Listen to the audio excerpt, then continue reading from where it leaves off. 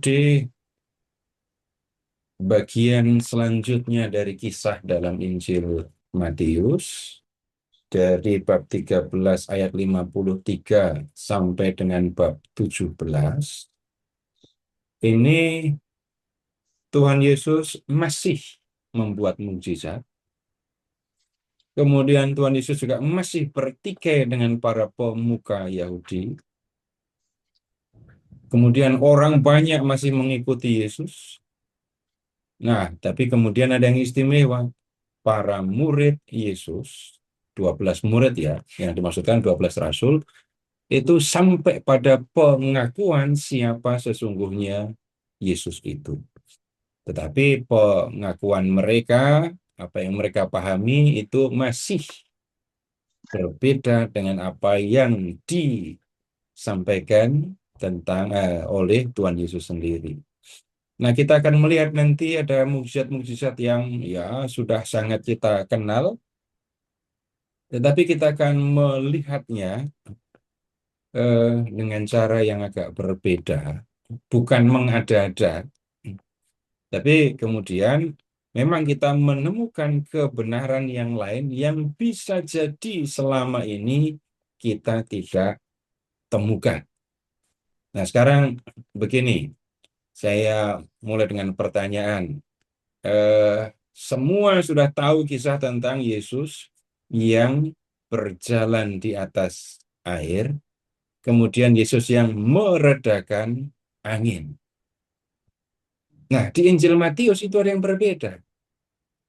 Setelah Yesus naik ke perahu, murid-murid menyembah Yesus. Dan kemudian menyampaikan pengakuan bahwa Yesus adalah anak Allah. Nah, apa kaitannya jalan di atas air, meredakan badai, dan kemudian dengan pengakuan bahwa Yesus adalah anak Allah?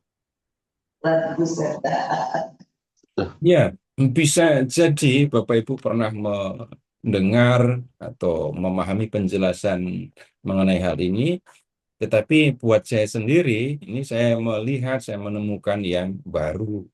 Di Injil Markus seperti apa, saya pernah belajar, di Injil Lukas juga, tapi kemudian kalau kita amati di Injil Matius, loh, kok ada yang berbeda? Kemudian yang berikutnya lagi, ini tentang Yesus yang menggandakan roti. Ya, orang sering salah memahami dengan mengatakan Yesus memotivasi orang untuk membuka bekalnya lalu membagi-bagikannya. Kalau itu yang kemudian terjadi, lalu bagaimana dengan lebih 12 bakul itu? Kemudian 5.000 orang laki-laki, kalau satu orang pergi bawa bekal, tunggu dulu. Mereka bersiap untuk pergi mengikuti Yesus sehingga persiapan bekal apa enggak? Kayaknya enggak. Nanti kita bisa lihat. Nah, kemudian kita akan melihat lebih lanjut apa makna dari mukjizat yang dibuat oleh Yesus dengan menyediakan makanan untuk 5.000 orang laki-laki lapar ini. Ya, ini bisa menjadi tanda bahwa nanti di dalam kerajaan Allah tidak ada yang kesusahan, tidak ada yang berkekurangan, semua akan sejahtera. Iya, saya sering menyampaikan yang seperti itu. Tapi kemudian saya melihat ada sesuatu yang lain yang sekali lagi, ya saya temukan ini di dalam Injil Matius. Nah, sekarang Bapak Ibu kita lihat lebih dulu begini. Yesus Tuhan Yesus masih berkarya, Tuhan Yesus masih membuat mukjizat, gitu ya. Ada yang terang-terangan menolak Yesus, kemudian ada yang mengikuti Yesus tanpa kemudian terungkap secara eksplisit mereka menerima, menolak atau percaya, tapi jelas dengan mengikuti Yesus mereka percaya.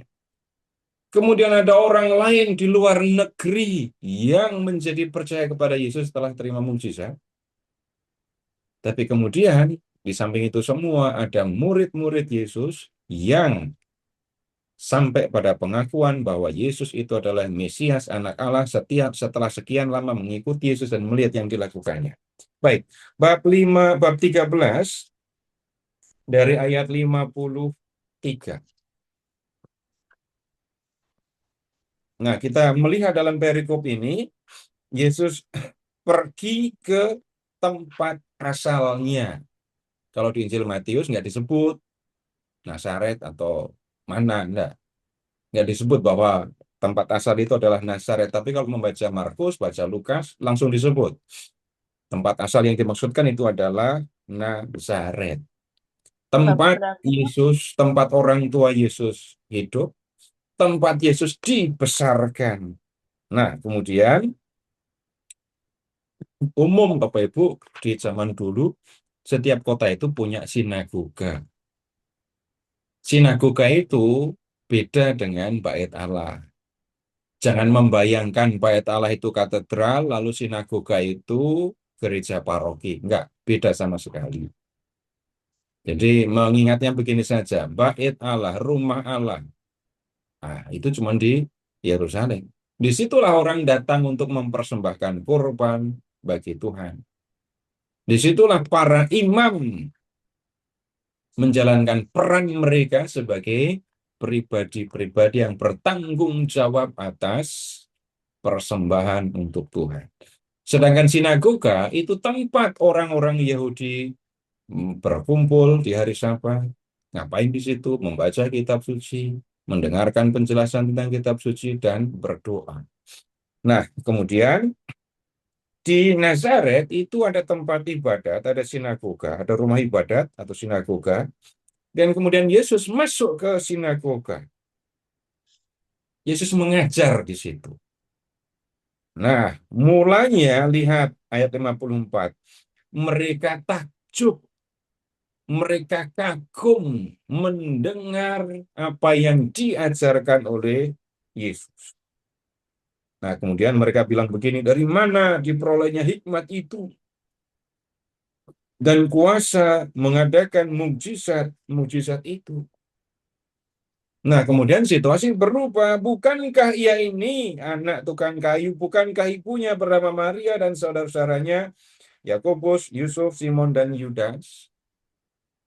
Bukankah saudara-saudaranya perempuan semuanya ada bersama kita? Jadi, dari mana ia memperoleh semuanya itu? Jadi mereka pun kecewa dan menolak dia. Awalnya kagum, tapi kemudian kecewa. Kenapa kok kecewa dan menolak Yesus? Ya, Yesus dikenal, mereka sendiri menyaksikan Yesus mengajar dan mereka kagum. Mereka tahu Yesus membuat banyak mukjizat, tapi yang membuat mereka kecewa adalah, loh, dia ini kan tetangga kita, bapak ibunya kita kenal, saudara-saudaranya kita kenal. Orang yang seperti ini, yang keluarganya kita kenal, seolah-olah tidak layak, tidak untuk mengajar, untuk membuat mukjizat.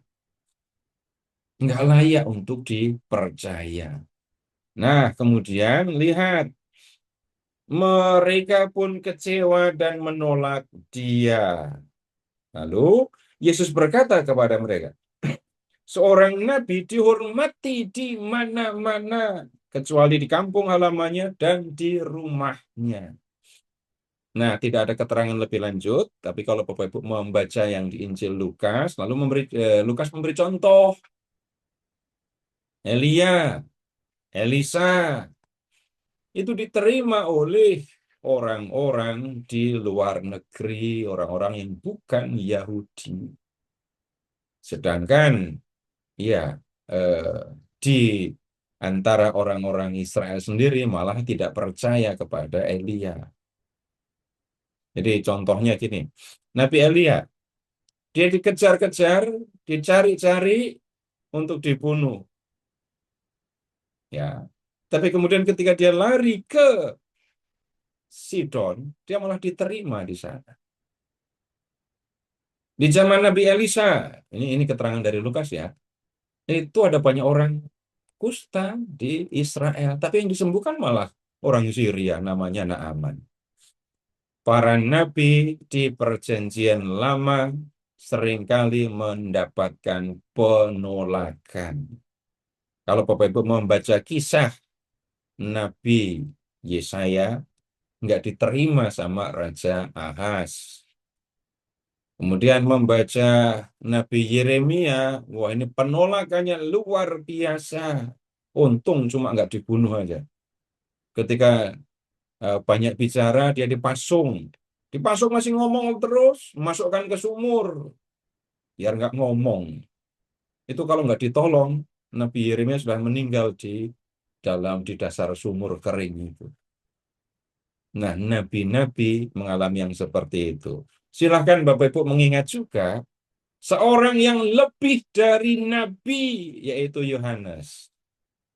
Yohanes Pembaptis. Jelas, di pertemuan yang lalu kita masih bisa mengingat, kami meniup seruling, kalian nggak nari. Kami menyanyikan kidung duka, kalian nggak meratap. Nah, jelas itu menunjukkan penolakan yang dialami oleh Yohanes Pembaptis dan kemudian juga dialami oleh Yesus. Nah, kemudian Bapak Ibu lihat di ayat 58. Karena mereka tidak percaya, tidak banyak mukjizat diadakannya. Dalam beberapa mukjizat yang dibuat oleh Yesus, mukjizat itu mengandaikan ada iman atau kepercayaan dari orang-orang yang menerima mukjizat. Bapak Ibu silahkan mengingat kalimat ini. Ketika melihat iman mereka, kemudian iman sebesar ini belum pernah kutemukan di antara orang-orang Israel. Asalku jamah, jumbai jubahnya, aku akan sembuh. Nah, itu soal yang mukjizat-mukjizat yang mengandaikan iman. Nah, di Nazaret, apakah Yesus buat mukjizat? Iya, buat. Tapi nggak banyak. Kenapa kok nggak banyak? Karena banyak yang nggak percaya. Nah, kita lihat contoh penolakan terhadap Yesus. Nah, kemudian kita lanjut. Silahkan sekarang ke bab 14. Pada masa itu Herodes raja wilayah, ingat ini adalah Herodes Antipas raja wilayah Galilea, mendengar berita tentang Yesus. Ia berkata kepada pegawai-pegawainya, inilah Yohanes Pembaptis. Ia sudah dibangkitkan dari antara orang mati. Itulah sebabnya kuasa-kuasa itu bekerja di dalamnya. Herodes itu, ya, ini sudah dipenggal oleh Yohanes. Yohanes sudah dipenggal oleh Herodes kebalik. Lihat ke ayat 10, 14-10. Disuruhnya memenggal kepala Yohanes di penjara. Kepala itu pun dibawa orang di sebuah pinggan, lalu diberikannya kepada gadis itu. Nah, sekarang yang kita perlu lihat, Yohanes sudah dipenggal, Yohanes sudah meninggal. Habis itu muncul Yesus yang membuat macam-macam mukjizat. Herodes mendengar bahwa Yesus membuat banyak mukjizat, lalu Herodes mengambil simpulan, Yesus ini adalah Yohanes Pembaptis yang sudah dipenggal kepalanya, sudah meninggal, tapi hidup lagi. Nah, ini pasti seru. Bapak Ibu silahkan mengingat, membayangkan kalau ada orang yang katanya mati terus hidup lagi. Bisa jadi orang pada datang kan ya. Ngapain? Orang ini pasti dianggap punya kuasa, punya kekuatan lebih dari yang lain karena dia pernah mati terus hidup lagi. Ada yang datang nanyain angka, ada yang datang untuk minta diobati. Nah, keyakinan bahwa orang yang mati hidup lagi punya kuasa, ya sudah dari dulu ada. Dan Herodes Antipas percaya bahwa Yesus itu adalah Yohanes Pembaptis yang sudah dibangkitkan. Nah, kemudian lihat ke ayat 12. Herodes sudah memenggal Yohanes. Murid-murid Yohanes Pembaptis datang mengambil mayatnya dan menguburkannya. Kemudian pergilah mereka memberitahukannya kepada Yesus. Setelah Yesus mendengar berita itu, menyingkirlah ia dari situ seorang diri dengan perahu ke tempat terpencil. Nah, kenapa kok murid-murid Yohanes harus memberitahu Yesus? Bapak Ibu ingat kunjungan murid-murid Yohanes kepada Yesus ya? Mereka diutus untuk bertanya kepada Yesus, "Engkaukah yang akan datang itu atau kami harus menunggu yang lain?" Lalu Yesus menjawab, bilang sama Yohanes, orang buta melihat, orang tuli mendengar, orang mati dibangkitkan, gitu kan? Nah, Yohanes mengikuti berita tentang Yesus. Nah, kemudian ingat lagi ketika Yesus dibaptis. Sesudah akan datang dia yang lebih berkuasa daripadaku. Membuka tali kasutnya pun aku tidak layak. Yohanes bicara tentang pribadi yang jauh lebih berkuasa daripada dirinya. Dan kemudian apa hebatnya pribadi yang akan datang itu? Alat penampi sudah di tangannya. Dan dia akan membuat pemisahan gandum dan sekam. Itu bisa tentang kuasa dari pribadi yang akan datang itu untuk menghakimi. Nah, murid-murid Yohanes tahu bahwa Yohanes bicara tentang Yesus, Yohanes menghormati Yesus, Yohanes memberitakan datangnya Yesus. Ketika Yohanes meninggal, dipenggal, murid-murid Yohanes merasa perlu untuk memberitahukan hal ini kepada Yesus. Nah, setelah Yesus mendengar kabar kalau Yohanes sudah dipenggal, Yesus menyingkir ke tempat yang terpencil. Nanti kalau Bapak Ibu membaca yang Markus bab 6, paralelnya ya, itu alasan Yesus dan murid-muridnya menyingkir, itu bukan karena berita tentang Yohanes, tetapi karena murid-murid habis menjalankan misi, lalu mereka kembali kepada Yesus, lalu Yesus ngajak mereka istirahat. Tapi yang ini kasusnya atau alasannya lain. Herodes sudah memenggal kepala Yohanes. Lalu Yesus menyingkir. Nah, kemudian mendengar hal itu, orang banyak mengikuti dia dengan mengambil jalan darat dari kota-kota mereka. Sama sekali nggak ada persiapan kan? Jadi orang banyak mendengar bahwa Yesus naik perahu ke seberang danau, lalu lihat orang banyak datang, lalu menyusul Yesus tapi nggak pakai perahu, lewat jalur darat. Nah, lihat ayat 14. Ketika Yesus mendarat, ia melihat orang banyak yang besar jumlahnya. Kalau memperhatikan ayat 14, yang duluan sampai di tempat yang dituju Yesus itu Yesus dan murid-muridnya yang naik perahu atau orang banyak yang jalan kaki? Orang Orang banyak. banyak. Nah, orang banyak jalan kaki berarti nah, jalannya melingkar kan ya, menyusur pantai danau kan ya. Dan kalau bicara jalur, berarti lebih panjang jalur yang lewat pantai. Hmm. Harusnya juga Yesus dan murid-murid naik perahu jalurnya lebih lurus dan harusnya juga lebih kencang karena naik perahu. Kalau sampai orang banyak itu mendahului Yesus ke seberang, mereka jalannya bagaimana? Cepat atau lari. Hari Lari. Jawabannya begitu, Ibu. Jalan cepat atau lari? Jangan Iya. kemudian jawab, oh Yesus pas nyebrang itu kapalnya sempat bocor. Oh, Murid-murid sibuk nambal dulu. Nah itu yang itu ah, terlalu maksa. Nah, sekarang kalau sampai mereka orang banyak itu datang duluan, jelas kan mereka nggak mikir perbekalan. Pokoknya harus ketemu dengan Yesus dan kemudian apa yang mereka lakukan? Mendengarkan Yesus mengajar. Kalau orang banyak itu dalam tanda kutip mengejar Yesus kayak gini, nggak repot-repot kita ambil kesimpulan kan? Oh berarti mereka percaya kepada Yesus, mereka mau mendengarkan Yesus.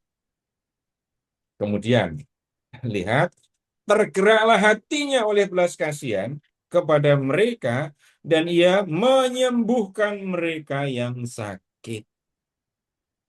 Ya, ini yang dikerjakan oleh Yesus. Hatinya tergerak oleh belas kasihan, terus di antara orang banyak ternyata ada yang sakit. Nah, sakitnya mulai dari mana? Itu nggak tahu waktu berangkat sakit, atau karena kena angin danau, terus masuk angin, terus sakit. Memang nggak disebut begitu, tetapi yang lebih masuk akal, kita membaca Injil, orang bahkan membawa orang sakit supaya bisa ketemu dengan Yesus. Itu yang sering kita lihat. Nah, kemudian yang berikutnya, oh, kalau di Injil Markus akan dibilang Yesus ngajar mereka karena mereka seperti domba tanpa gembala, gitu ya.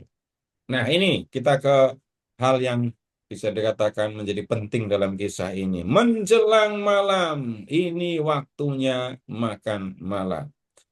Murid-murid bilang, tempat ini terpencil dan hari mulai malam. Suruhlah orang banyak pergi ke desa-desa supaya dapat membeli makanan bagi mereka sendiri. Nah, kemudian lihat Bapak Ibu ke ayat 21. Yang hadir itu 5.000 orang laki-laki. Perempuan, anak-anak nggak dihitung. Coba sekarang lihat, suruhlah orang banyak itu pergi ke desa-desa. Ini hari menjelang malam. Ini perlu berapa desa untuk menyediakan roti bagi 5.000 lebih orang ini. Bakery, perlu bakery berapa kalau yang bukan nunggu masa, tapi makanan yang tersedia untuk makan sekian banyak orang. Bisa jadi, Bapak Ibu, saudara-saudara semua, desa-desa itu nggak cukup menyediakan makan untuk mereka. Tapi ini menurut para murid jelas lebih baik daripada tetap tinggal, nggak ada makan, nggak ada makanan. Yang ada cuma rumput, ayat 19. Kalau tetap di tempat sepi itu, mereka nggak akan bisa makan. Tapi kalau pergi ke desa-desa, jelas sedikit atau banyak mereka akan bisa makan. Yesus menyetujui usulan mereka? Enggak. Ayat 16. Tidak perlu mereka pergi. Kamu harus memberi mereka makan. Pada kaget itu pasti ya. Makan, memberi mereka makan. Eh, Bapak Ibu yang pernah mantu, undangannya sampai 5.000 orang apa enggak? enggak lah, Pak. 1.000 udah dibilang banyak kan ya. Nah, kalau 5.000, nah itu sudah mikirnya pasti nggak karu-karuan kalau ukuran pejabat konglomerat ya mungkin biasa saja ya. Tapi kalau ini ukuran orang yang wajar nyiapin makan untuk 5.000 orang itu bagaimana pasti bingung. Nah, murid-murid ini kan nggak persiapan sama sekali. Bagaimana mungkin memberi mereka makan? Kami hanya punya 5 roti dan 2 ikan. Ya, untuk 5.000 orang sebenarnya cukup 5 roti itu. Ya, tapi bukan dimakan, dicium, dipindah, cium, pindah gitu. Jadi semua mencium bau roti dan ikan dan nggak habis. Nggak cukup juga kalau 5.000 orang itu lah kenyang semua, kenyang semua. Jadi kalau dikasih tawarin, enggak terima kasih. 5.000 orang lebih bilang, enggak terima kasih sudah kenyang. Tapi bukan itu juga yang ada. Yang ada mereka sudah melewati danau, pesisir danau. Mereka sudah berjalan, dan kemudian hari menjelang malam, mereka bisa, ya, dalam keadaan lapar. Memberi mereka makan, itu nggak masuk akal. Apalagi cuma punya 5 roti dan 2 ikan. Nah, Yesus bilang, bawa kemari kepadaku. Nah, Bapak Ibu tolong perhatikan ayat 19 ini. Lalu yang menyuruh orang banyak itu duduk di rumput. Nah, setelah Yesus mengambil 5 roti dan 2 ikan itu, perhatikan yang ini. Yesus menengadah ke langit, terus mengucap syukur. Ia memecah-mecahkan roti itu dan memberikannya kepada murid-muridnya. Baik, kalau memperhatikan kalimat ini, Bapak Ibu ingat apa? Ingat peristiwa yang mana? Yang malam terakhir. Perjamuan terakhir. Malam. Perjamuan malam terakhir. Iya. Perjamuan malam, Bukan. penetapan Ekaristi. Iya, Oh iya, Pak. Perjamuan malam terakhir dengan penetapan Ekaristi beda loh ya. Oh, Ya, kan beda. asalnya dari situ, Pak. Enggak. Perjamuan malam terakhir itu adanya di Injil Yohanes. Dan di Injil Yohanes, Yesus tidak makan Paskah. Karena makannya sehari sebelum Paskah. Yohanes bab 13 ayat 1 ayat 3. Tapi di Matius, Markus, Lukas, pada malam menjelang kematiannya, Yesus merayakan Paskah. Di mana kau kehendaki kami mempersiapkan perjamuan Paskah bagimu. Gitu kan? Itu cuma ada di Matius, Markus, dan Lukas. Yohanes nggak punya itu. Jadi perjamuan malam terakhir, itu yang fotonya biasanya Bapak Ibu pajang di rumah itu. Meja Itu panjang, Yohanes Yesus doang. duduk di tengah, gitu itu kan. Oh iya, Itu perjamuan Yohanes. terakhir. Itu fotonya sesudah makan atau pas makan atau sebelum makan?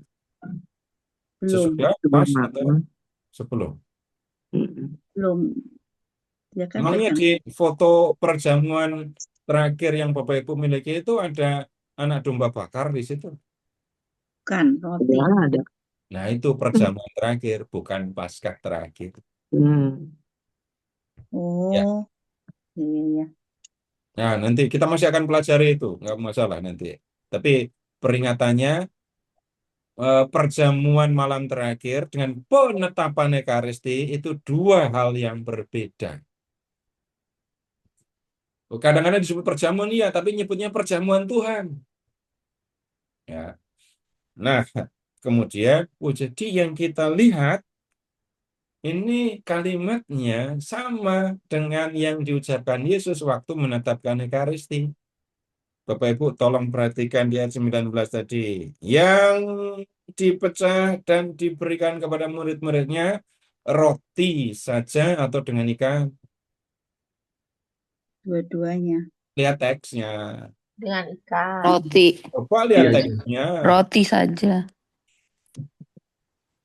Agak berbeda dengan yang bab 15 ayat 36. Waktu Yesus memberi makan 4.000 orang. Kalimatnya, ia mengambil 7 roti dan ikan-ikan, mengucap syukur, memecah-mecahkannya, dan memberikannya kepada murid-muridnya. Nah, kemudian lihat berikutnya, kembali ke 14 ayat 20. 14, 20. Mereka semuanya makan sampai kenyang. Nah, yang sekarang kita perlu perhatikan Bapak Ibu, 5.000 orang laki-laki lapar, makan sampai kenyang, kemudian perempuan sama anak-anak nggak dihitung. Tunggu dulu, kalau laki sama perempuan itu lebih banyak mana makannya? Laki atau perempuan? Laki. Perempuan. Oh, makannya lebih banyak lagi. Sama-sama usianya loh ya, tapi Iyalah. sama-sama usianya, sama-sama nggak dietnya. Nah, kalau begitu, pertanyaan berikutnya, ini yang ada itu kan cuma 5 roti, 2 ikan. Nah, roti yang lain yang dimakan oleh segitu banyaknya orang plus lebih 12 bakul itu yang nyediain sebenarnya siapa? Ya, Mujizat Tuhan. terjadi. Allah. Allah. Orang yang Ya, bawa bukan bekal loh. begitu. Hanya Tuhan Yesus yang menyediakan roti, Iya dong. membuat roti untuk menjamu, untuk memberi makan sekian banyak orang. Nah, kemudian sekarang Bapak Ibu silakan ke kitab Keluaran.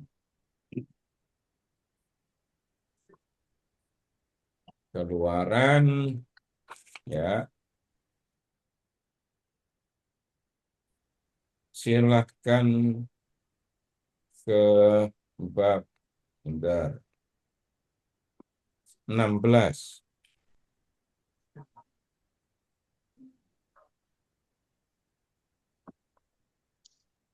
Ayat 4 Ayat 4. ya, Mana? apa yang ada di situ? Mana ya? Ayat 4 ya. Ya. Hmm. Sesungguhnya aku akan menurunkan hujan roti dari langit bagimu. Bangsa itu akan keluar dan memungut secukupnya untuk sehari, supaya mereka kuuji apakah mereka hidup menurut hukumku atau tidak.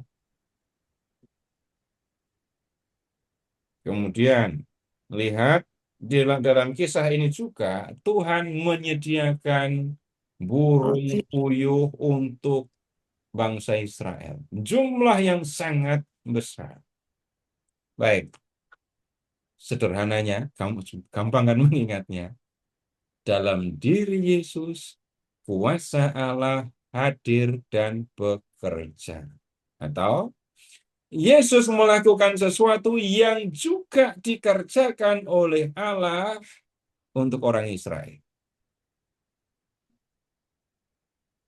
Bisa dipahami? Jadi, kalau mengingat Yesus mengadakan roti, yang diingat Yesus di Perjanjian Lama dalam kitab Keluaran, dalam kisah perjalanan di padang gurun, Tuhan menyediakan roti melimpah untuk orang Israel. Itu ya. Nah, kemudian berikutnya. Sekarang ke ayat 20, kembali ke Matius 14. Matius 14 ke ayat 22. Sesudah itu, Yesus segera mendesak murid-muridnya naik ke perahu dan mendahulunya ke seberang, sementara ia menyuruh orang banyak pulang. Ini kan seperti Bapak Ibu kalau terima tamu, kalau ada tamu, teman atau saudara atau siapapun datang dalam keadaan lapar, boleh nggak pamit pergi? Terus Bapak Ibu biarkan, ya udah jangan lupa nanti jajan di jalan. Suruh mereka makan, setelah kenyang baru suruh pergi. Ini yang dikerjakan Tuhan Yesus. Tadi murid-murid suruh mereka pergi ke desa-desa. Yesus bilang, enggak, kamu yang harus memberi mereka makan. Setelah Yesus memberi mereka makan, baru Yesus menyuruh mereka pergi. Ayat 23, Yesus naik ke atas bukit untuk berdoa. Danau Galilea, Bapak Ibu, itu dikelilingi oleh bukit. Nah, kemudian, jadi orang banyak pergi, para murid naik perahu, Yesus sendirian di bukit. Nah, kemudian, lihat ke ayat 24, perahu murid-muridnya sudah beberapa mil jauhnya dari pantai, dan diombang-ambingkan gelombang karena sakal. Sakal itu angin dari depan atau dari belakang.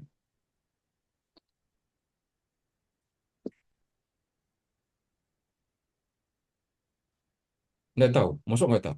Kalau buritan, jadi Belakang. Murid-murid berarti sakal di itu depan. angin dari depan. Di depan. Nah, kalau angin buritan dari belakang. Nah, yang kita nggak temukan di Injil Matius, ini perahunya pakai layar atau dayung. Kalau di Injil Markus diceritakan, kalau di Injil Matius nggak diceritakan. Hmm. Yang tolong dibayangkan kalau sampai perahu ini diombang-ambingkan. Ombang-ambingkan itu kanan kiri atau depan belakang? Kanan kiri. Oh tahu. Itu kata ombang-ambing itu. Kalau Mengambil kanan kiri ombang-ambingkan itu toh. kanan kiri atau depan belakang? Ayo. Kanan kiri. Kanan kiri. Kiri kan? Kanan kiri. Kanan kiri. Jadi nggak maju, nggak mundur, goyang aja terus begitu. Oh, nek gitu Nah, maju mundur tuh. kemudian tadi kan selesai jam makan malam kan ya? Murid Yesus ini orang banyak makan, selesai makan terus pada pergi. Hmm. Terus kemudian murid-murid naik perahu kan? Hmm. Nah, sekarang lihat ayat 25. Kira-kira jam 3 dini hari. Wah, jadi lama sekali ini murid-murid ini ada di danau. Berangkat baru sampai 2 mil. Ya, beberapa mil ya. Beberapa mil. Tapi kemudian sampai dini hari. Jam Nah, 3. kemudian lihat Yesus datang kepada mereka jalan di atas Atas air. air. Terus kemudian ya mereka semua murid-murid terkejut ya. Masa ada orang jalan di atas air? Masa guru mereka jalan di atas air? Nggak nyangka. Yang mereka pikir yang datang itu Hantu. hantu. Nah, kemudian Yesus memperkenalkan diri. Tenang, ini aku, jangan takut. Ikut. Terus, Petrus, kalau benar engkau adalah Tuhan, suruh aku datang kepadamu jalan di air. Apabila itu engkau suruhlah aku datang kepadamu berjalan di atas air. Enggak masalah. Yesus bilang, datanglah. Petrus turun dari perahu, lalu jalan di atas air mendatangi Yesus. Ini untuk membuktikan bahwa yang datang itu sungguh-sungguh Yesus. Nah, kemudian ketika ngerasain tiupan angin, Petrus takut, tenggelam. Nah, mulai tenggelam, terus teriak, Tuhan, tolong aku. Yesus mengulurkan tangan, memegang dia, terus berkata, hai orang yang kurang percaya, mengapa engkau bimbang? Nah, kemudian 2 orang, Yesus dan Petrus, naik ke perahu, angin reda. Kemudian ayat 33, orang-orang yang di perahu menyembah dia. Katanya, sesungguhnya engkau anak Allah. Nah, itu pertanyaan yang tadi saya ajukan. Apa kaitan Yesus jalan di atas air, membuat angin jadi reda, dan kemudian pengakuan bahwa Yesus adalah anak Allah. Bapak Ibu, jawabannya, Bapak Ibu jawab sendiri ya. Silahkan ke Mazmur 107.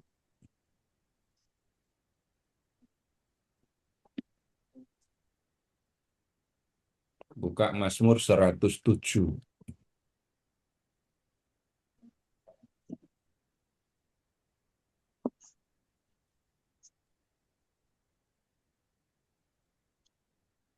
Ayatnya berapa, Pak? 28, 29. 28, 29. Iya, Ya. apa yang tertulis di situ? Tuhan, buatkan mereka dari kegemisan. Itu dia.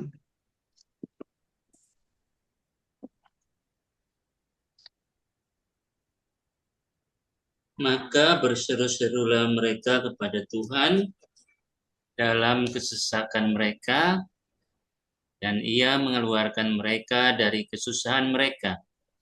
Dibuatnyalah badai itu reda sehingga ombak-ombak tenang. Yang membuat badai reda sehingga ombak-ombak tenang siapa? Tuhan. Tuhan. Itu yang tolong diperhatikan.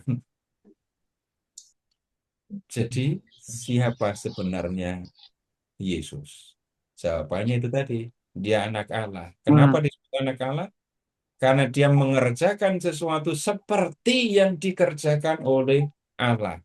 Ingat juga Bapak Ibu, eh, Immanuel, Allah beserta kita. Allah hadir di dunia manusia bersama manusia. Dan sekali lagi kita melihat Yesus menunjukkan kuasanya sebagai Allah. Nah, kemudian ini biasanya juga disandingkan dengan perkenalan diri Allah dalam kitab Keluaran bab 3. Silahkan diperiksa.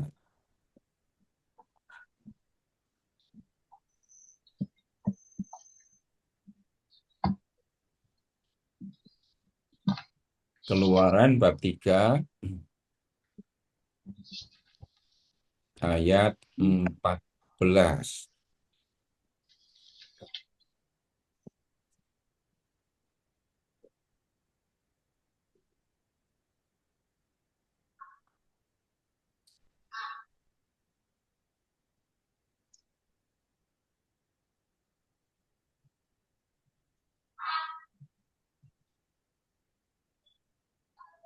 Lalu murka Tuhan menyala-nyala terhadap Musa, dan ia berfirman, bukankah ada Abang Harun?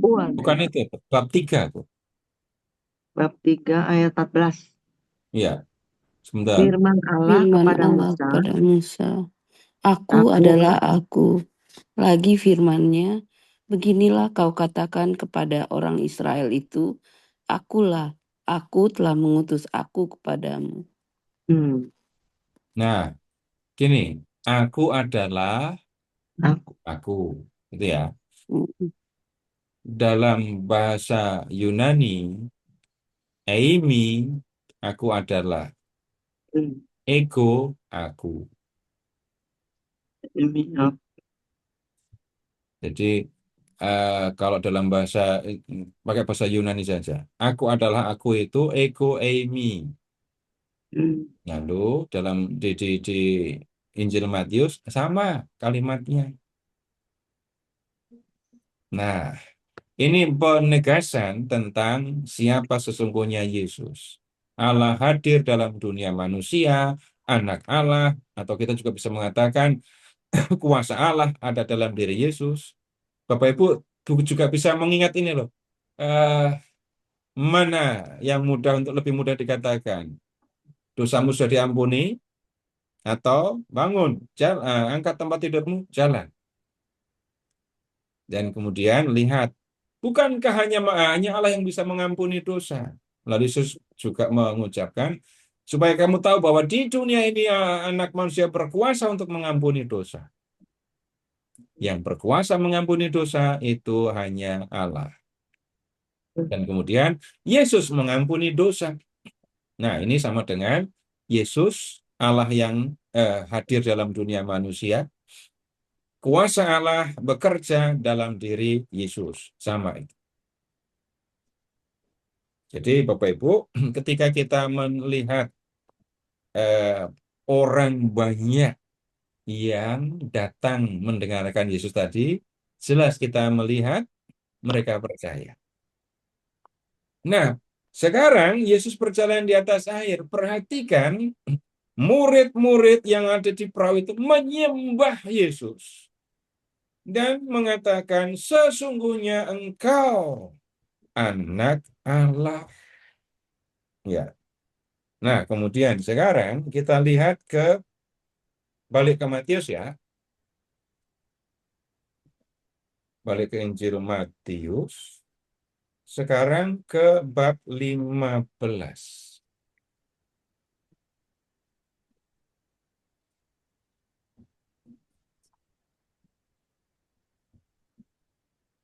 Ini yang tadi saya sebut ayat 21.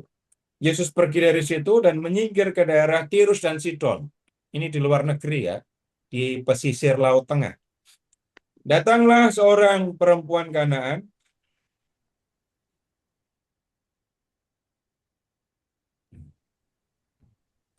lalu mengatakan, kasihanilah aku ya Tuhan, anak Daud. Anak perempuanku kerasukan setan dan sangat menderita. Namun Yesus sama sekali tidak menjawabnya. Murid-muridnya datang dan meminta kepadanya, suruhlah ia pergi karena ia berteriak-teriak mengikuti kita. Jawab Yesus, aku diutus hanya kepada domba-domba yang hilang dari umat Israel. Tetapi perempuan itu mendekat dan menyembah dia sambil berkata, Tuhan tolonglah aku. Jawab Yesus, tidak patut mengambil roti yang disediakan bagi anak-anak dan melemparkannya kepada anjing. Kata perempuan itu, benar Tuhan, namun anjing juga makan remah-remah yang jatuh dari meja tuannya. Perhatikan sikap perempuan dan ucapannya. Dan karena sikap dan ucapannya itu, Yesus mengatakan, hai ibu, besar imanmu. Maka jadilah kepadamu seperti yang kau kehendaki. Seketika itu juga anaknya sembuh. Lihat, orang lain percaya kepada Yesus. Tapi ada yang punya sikap yang berbeda. Sekarang kita ke bab 16. Bab 16, Matius 16, mulai dari ayat 1. Kemudian datanglah orang-orang Farisi dan Saduki hendak mencobai Yesus. Mereka meminta supaya ia, Yesus, memperlihatkan suatu tanda dari surga kepada mereka. Nah, Bapak Ibu, saudara-saudara semua, mereka ini apa enggak ngelihat mukjizat yang dibuat oleh Yesus? Kemungkinan besar ngelihat. Waktu Yesus menyembuhkan orang lumpuh, mereka lihat kok. Orang banyak berbondong-bondong ke sana kemari ngikutin Yesus, mereka lihat pasti. Tapi mereka menganggap itu semua belum menunjukkan kalau Yesus datang dari surga. Ini yang bisa dikatakan penolakan untuk percaya. Kan? Lalu mereka minta, tunjukkan kepada kami satu tanda yang menunjukkan bahwa engkau memang datang dari surga. Nah, kemudian bagaimana menanggapi tuntutan atau permintaan mereka? Ayat 2. Pada petang hari kamu berkata, hari akan cerah karena langit merah. Pada pagi hari kamu berkata, hari ini cuaca buruk karena langit merah dan redup. Mereka bisa membaca tanda-tanda alam. Rupa langit kamu tahu membedakannya, tetapi tanda-tanda zaman kamu tidak mampu. Ini Yesus mengecam cara mereka berpikir. Mereka bisa baca tanda alam, tanda di langit. Mereka harusnya juga bisa melihat mukjizat yang dibuat oleh Yesus dan kemudian mengambil simpulan tentang siapa Yesus. Tapi mereka tidak bisa. Lalu Yesus menyebutnya ayat 4, generasi yang jahat ini, generasi yang jahat dan tidak setia ini menuntut suatu tanda, tetapi kepada mereka tidak akan diberikan tanda selain tanda Yunus. Matius juga tidak memberikan keterangan lebih lanjut seperti yang di Injil lain. Tanda Yunus itu apa? Seperti Yunus tinggal dalam perut ikan 3 hari 3 malam lamanya, demikianlah anak manusia akan tinggal dalam rahim bumi. Jadi Yesus justru menunjukkan tanda untuk menunjukkan bahwa Yesus datang dari surga itu adalah kematian dan kebangkitannya. Nah, ini orang yang nggak percaya kepada Yesus. Baik, Bapak Ibu, sampai di sini dulu. Kita masih akan lanjut dengan murid-murid yang mengungkapkan kepercayaan tentang siapa dia. Kalau ada yang perlu didiskusikan, silahkan. Ya, silahkan Pak Ferry. Ya, baik Pak Seto. Bapak Ibu kami persilakan jika ada yang ingin ditanyakan atau ingin diperjelas terkait eh, orang-orang yang percaya, lalu orang-orang di asal Yesus yang tidak percaya. Karena menurut catatan saya melihat karena karena mereka tahu asal usul dan latar belakang keluarga Yesus. Dipersilakan Bapak Ibu. Boleh saya Pak Ferry? Silakan Pak Oki. Selamat malam Pak Seto. Eh, Ya, selamat ini malam. di bab 14 ayat 13 kan tadi dikatakan bahwa di sini menyingkirlah ia dari situ seorang diri dengan perahu. Artinya benar-benar Tuhan Yesus seorang diri ya Pak, bukannya dengan murid-muridnya. Dibaca lengkap, Pak. Ya, jadi bukan satu ayat dibaca secara keseluruhan. Lalu yang kita temukan apa? Ya, silakan dibaca maksudnya, Pak. Eh, ayat 13-nya Pak maksudnya. Iya, ayat 13. Setelah Yesus mendengar berita itu, menyingkirlah ia dari situ seorang diri dengan perahu ke tempat yang terpencil. Mendengar hal itu, orang banyak mengikuti dia dengan mengambil jalan darat dari kota-kota mereka. Ayat 15. Menjelang malam, murid-muridnya datang kepadanya dan berkata, tempat ini terpencil dan hari mulai malam. Suruhlah orang banyak itu pergi ke desa-desa supaya dapat membeli makanan bagi mereka sendiri. Ya, jadi murid-muridnya ada apa enggak? Ada di situ, tapi waktu perginya nggak disebutkan itu ya Pak ya. Tidak perlu, makanya kita perlu membaca secara menyeluruh. Oh, Jadi kalau hanya mengambil satu ayat sendirian, lu tahu-tahu tiba-tiba muridnya muncul. Loh, ini gimana ini? Kemudian naik perahu kan ya. Kebayang nggak Yesus naik perahu sendirian? Yang dayung siapa? Yesus dayung kayaknya nggak pernah kita temukan. Nah, begitu memahaminya. Karena kalau kalau hanya membaca satu ayat, lah kita ketemu sendirian. Tapi kok ada murid-muridnya? Nah, menyendiri itu, ya, dalam hal ini, lalu kalau membaca keseluruhan, oh Yesus dan murid-muridnya pengen menyendiri, maka naik perahu pergi ke seberang. Ternyata di seberang sudah banyak orang. Begitu, Pak. Ya. ya. Terima kasih Pak. Terus yang berikutnya nih Pak, di ayat yang sama ini kan ada kata menyingkir. Ini juga sama dengan di bab 4. Waktu bab 4 ayat 12, ketika Yesus mendengar bahwa Yohanes telah ditahan, menyingkirlah ia ke Galilea. Ini berbeda dengan di Injil Markus dan Lukas. Matius menggunakan kata menyingkir. Saya ingin dapat pencerahan mengenai arti kata menyingkir ini. Karena kalau dia menyingkir karena Yohanes ditahan oleh Herodes. Herodes itu kan justru Raja Galilea. Kalau dia menyingkir ke Galilea bukan berarti menghampiri Herodes ya Pak ya? Begini, sekarang lihat mau bab 4 dulu atau ke bab 14 dulu. Begini, ketika kita melihat yang di bab 4, ya, Yohanes ditahan, Yesus menyingkir ke Galilea. Tapi pertanyaannya, menyingkir ke Galileanya untuk apa, Pak, di bab 4? Silahkan diperiksa. Ketika Yesus mendengar bahwa Yohanes telah ditahan, berarti dia juga menghindar supaya jangan ditahan kan ya Pak? Bukan, lihat ayat 17. Ayat 4:17. Bukan, bab 4 ayat 17.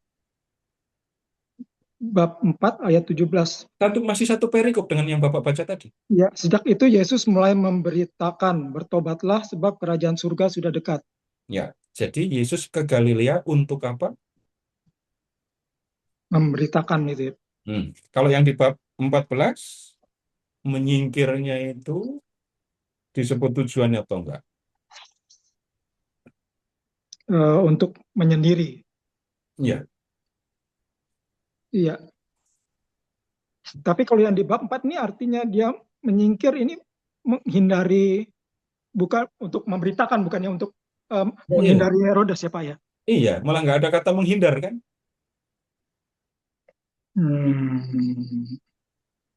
Jadi baca lagi satu perikop dan kita akan menemukan, oh, kalau yang di bab 4, dengan ditahannya Yohanes, berarti sudah selesai masa kerjanya, sekarang waktunya Yesus mulai pekerjaan. Nah, kemudian kalau yang di bab 14, juga tidak disebut tentang Yesus yang takut, Yesus yang menghindar, bukan begitu. Kita tidak menemukan itu kan? Tapi yang ada, begitu mendengar Yohanes dipenggal, Yesus ke seberang danau. Hanya begitu. Baik, Pak.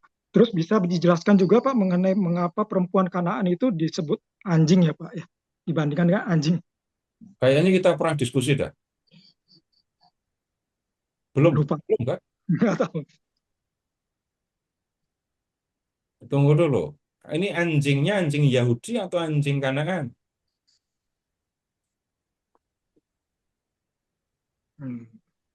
Oh, gampang. Tidak semua anjing sama. Saya saya pakai ilustrasi yang mungkin pernah saya sampaikan ya. Saya pernah dikatain monyet di India. Yang ngatain saya suster. Dikatain monyet di Indonesia, itu pasti akan dibilang oh kasar itu, jahat ini. Tapi ketika saya di India, ketika yang ternyata yang suster maksud adalah saya bisa makan apa saja seperti monyet. Jadi itu bukan hinaan, bukan celaan, tapi pujian. Jadi saya sampaikan satu kata yang sama di satu tempat dengan di tempat lain bisa beda. Sekarang tolong Bapak perhatikan anjingnya yang diomongan perempuan tadi, anjingnya ada di mana, Pak? Kanaan. Enggak, di Kanaan. Oke, kurang spesifik lagi. Benar Tuhan, tapi anjing di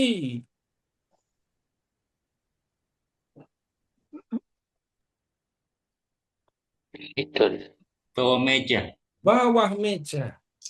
Mungkin nggak orang Yahudi makan di bawah meja ada anjing? Mungkin apa enggak? Nggak ada. Iya, iya. Nggak mungkin. Nggak Jangan ada di bawah najis. meja baru makan. Masuk rumah aja nggak boleh. Nah ini anjingnya, anjing Kanaan.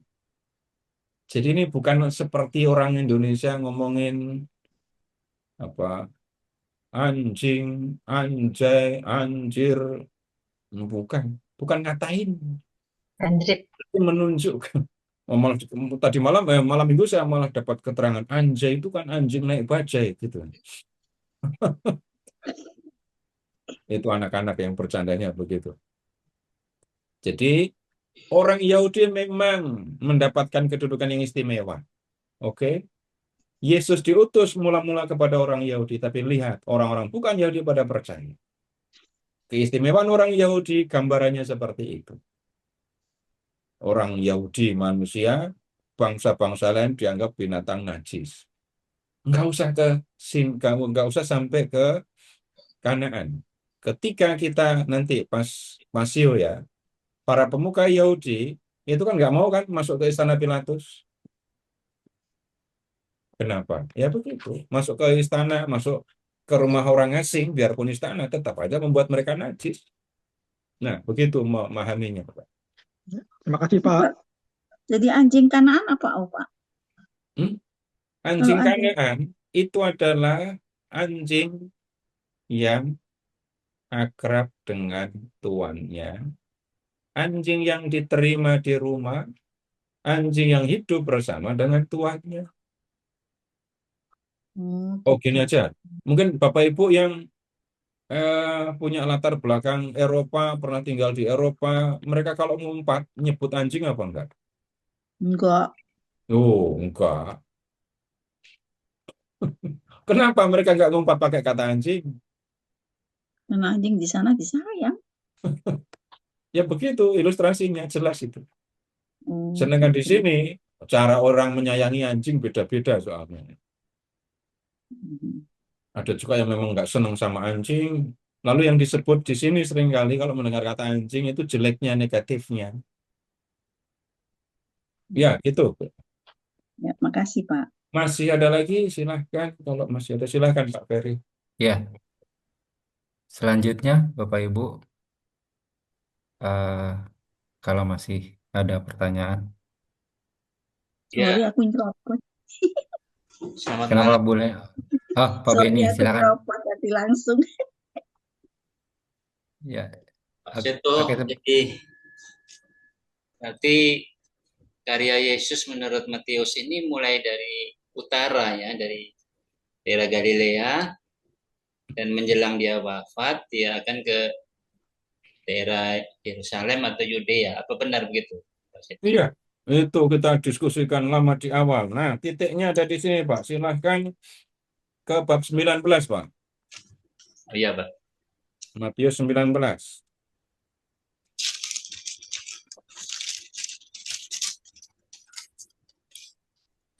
Ayat berapa, Pak? 1. Setelah Yesus mengakhiri perkataan itu, berangkatlah ia dari Galilea dan tiba di daerah Yudea yang di seberang sungai Yordan. Iya, udah di Yudea kan? Oh iya. Ya, ya, Pak. Nah, kemudian Makasih, begini. Pak. Jadi sekarang gini aja, sebentar. Kita lihat bab 17, Pak. Bab 17. Nggak usah dibaca lengkap, cukup. Yesus dimuliakan, Yesus menampakkan kemuliaan di gunung kan? Iya. Nah, gunungnya ini disebut gunung yang tinggi di ayat 1. Ya, gunung yang tinggi kan ya? Iya.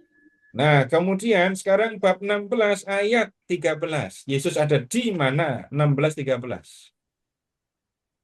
Di daerah Kaisarea Filipi. Kaisarea Filipi, terus kemudian Yesus mau ke arah selatan.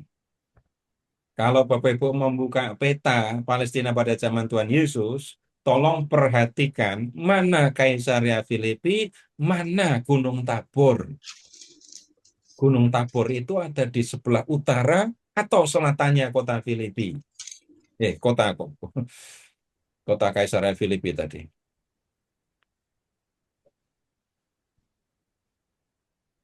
Cari Gunung Tabor. Di situ dekat ada Naim. Ya.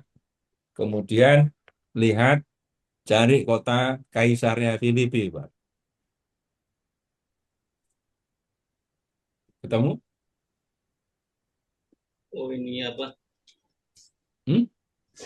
Petanya ini nggak ada. Seto, ini Oh, enggak ada.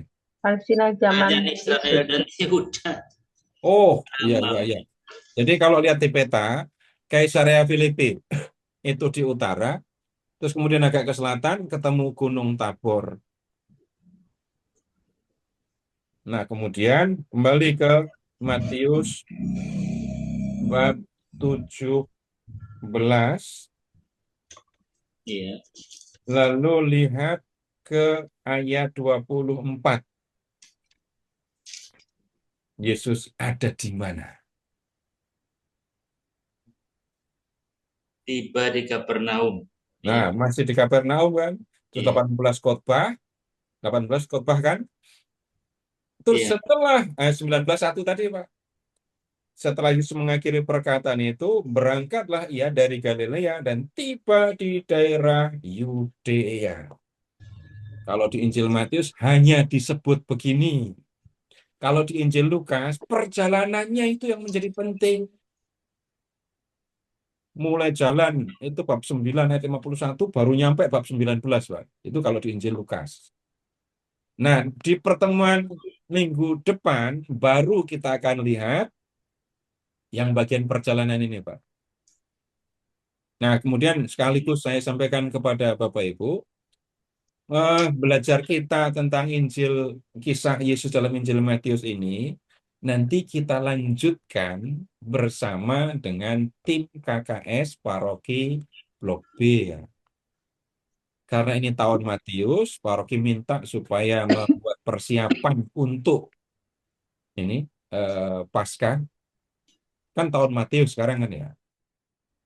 Nah, nanti kalau saya melayani sendiri-sendiri, nanti saya ngajar dua kali. Nggak usah. Jadi kita berhenti minggu depan. Jadi kursus atau belajar yang kita lakukan kan ini akan terus berlangsung.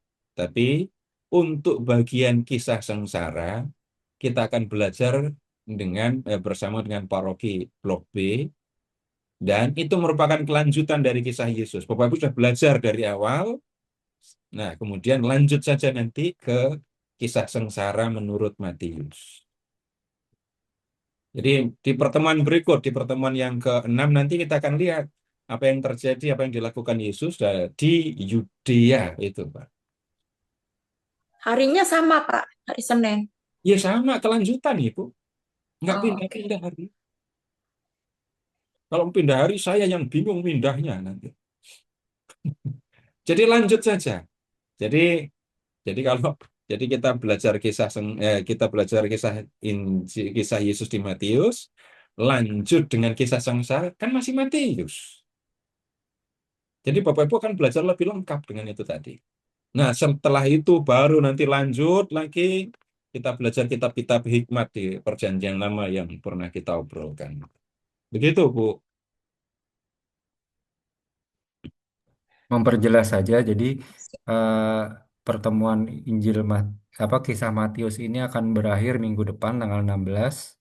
Lalu ada jeda satu kali, ada libur satu kali di tanggal 23. Lalu bersama KKS Blok B membahas Oh, iya.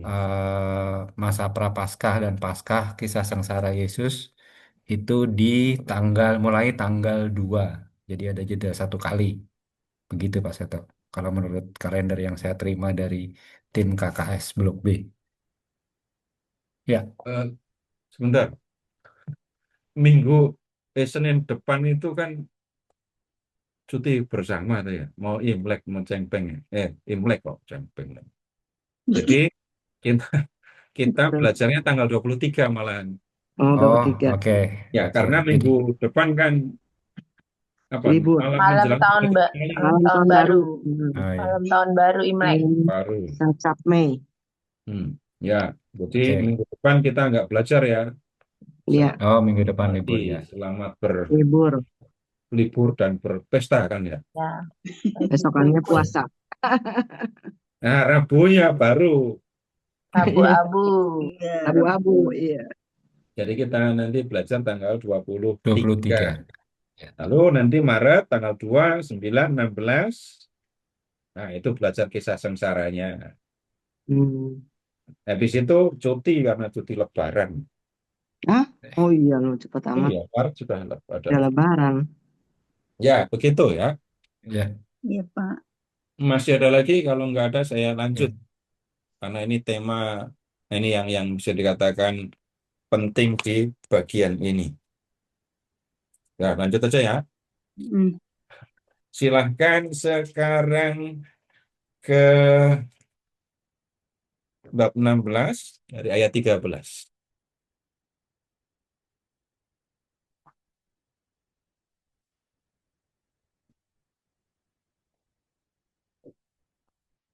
Setelah Yesus tiba di daerah Kaisarea Filipi, Yesus ya, bertanya kepada murid-muridnya, kata orang, siapakah anak manusia itu? Jawab mereka, ada yang mengatakan Yohanes Pembaptis. Ingat, siapa tadi yang bilang kalau Yesus itu Yohanes Pembaptis? Herodes. Kemudian yang lain mengatakan Elia. Yang lain lagi mengatakan Yeremia atau salah seorang dari para nabi. Nah, jadi Yesus sudah lama mengajar, buat mukjizat. Kan para murid ada di sekitar Yesus, mendengar orang bicara gitu kan ya. Lalu Yesus nanya, orang-orang itu pada ngomong, aku ini siapa? Ada yang bilang, engkau ini Yohanes Pembaptis. Yang lain lagi bilang, engkau ini Elia. Kenapa ada yang bilang engkau Elia? Oh, karena Yesus pernah membangkitkan orang mati seperti yang dilakukan Elia. Kemudian ada juga kalau di Injil lain tapi ya, engkau ini adalah Elisa. Kenapa? Yesus pernah menggandakan roti seperti Elisa menggandakan roti. Itu ditulis di kitab 2 Raja-Raja. Loh, kok munculnya Yeremia? Yeremia menyampaikan firman Allah, dia adalah nabi. Ya. Dan kemudian yang sama, yang langsung saya ingat Yeremia dan Yesus sama, itu hal yang nggak biasa untuk orang Yahudi. Elia Yeremia selibat, Yesus selibat. Yeremia itu nggak boleh punya istri. Nah, kemudian yang lain mengatakan, ya engkau ini salah seorang dari para nabi. Nah, yang ini.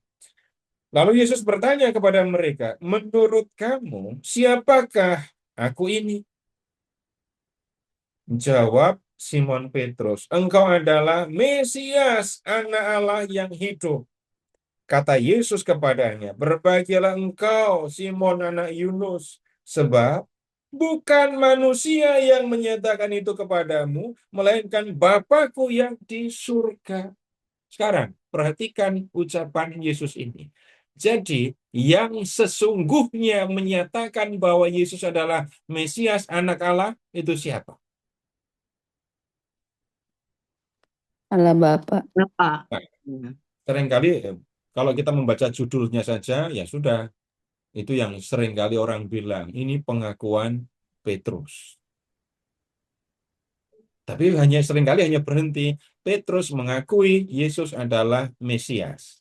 Tapi kalau kita baca detail, ternyata Bapa menyatakan kepada Petrus, Petrus mengucapkannya kepada Yesus. Jadi yang sesungguhnya menyatakan bahwa Yesus Mesias, anak Allah, Bapa.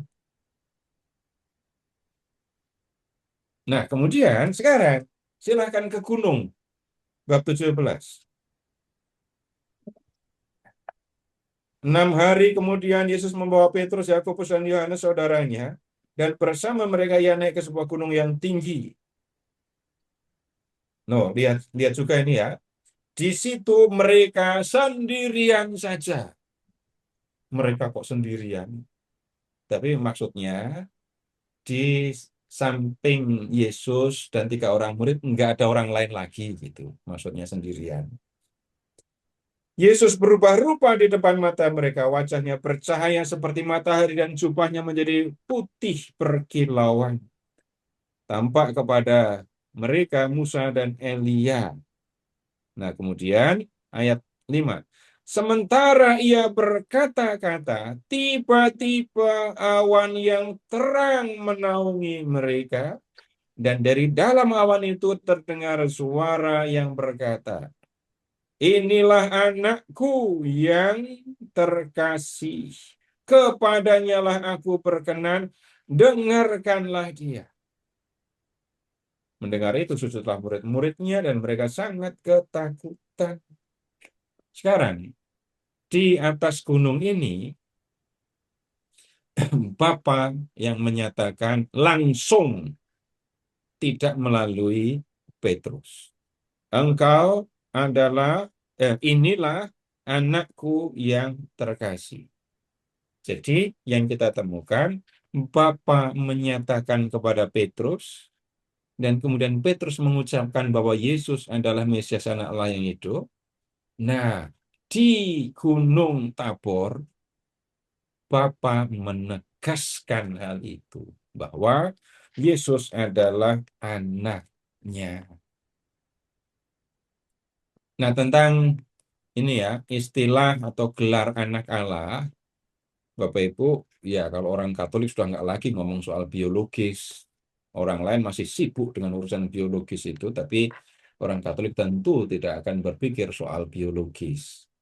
Nah, kemudian ternyata kalau kita perhatikan lebih lanjut, tidak satu pemahaman.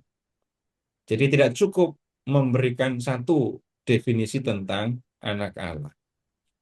Sekarang, lihat ya. Engkau adalah Mesias anak Allah. Gitu kan ya. Sekarang, silahkan ke kitab Mazmur. Ke Mazmur 2. Ya.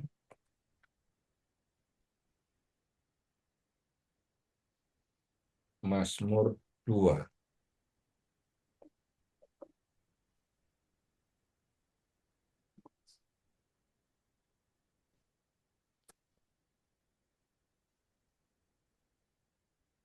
Sudah ketemu?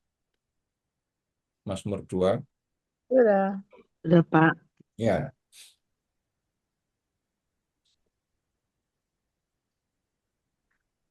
Pernah ngeliat Tuhan tertawa belum? Belum.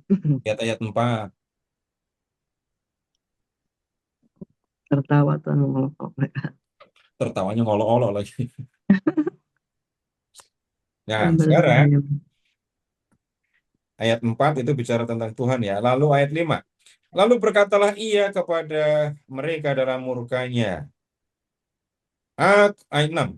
Akulah yang telah melantik rajaku di Sion, gunungku yang kudus. Nah, raja yang dilantik oleh Tuhan. Langsung ingat ini Mesias kan? Mm-mm.